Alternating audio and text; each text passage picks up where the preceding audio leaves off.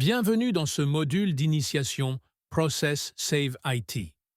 Avant d'entrer dans le fonctionnement opérationnel de Save IT, il est essentiel de poser un cadre clair.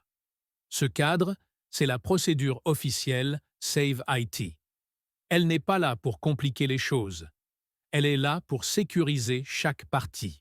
Dans de nombreuses organisations, la formation repose encore sur un principe déclaratif. Un collaborateur assiste à une session, lit une procédure, signe une feuille d'émargement, et la formation est considérée comme acquise.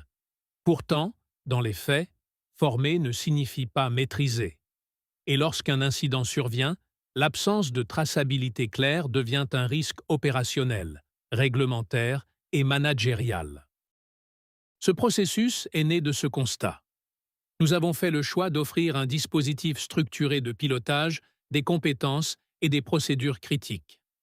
Cela implique une exigence forte. Chaque action doit être documentée, chaque responsabilité clairement définie et chaque validation formalisée.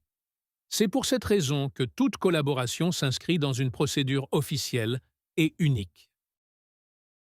À quoi sert concrètement cette procédure?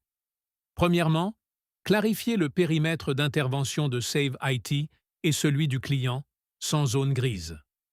Deuxièmement, assurer une traçabilité complète des contenus, des validations et des formations délivrées. Troisièmement, garantir que les certifications produites reposent sur un cadre rigoureux, exploitable en audit et défendable en cas de contrôle.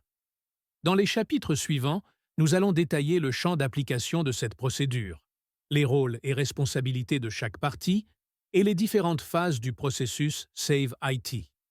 L'objectif est simple: que chacun sache exactement comment nous travaillons, pourquoi nous le faisons et sur quelle base nous collaborons.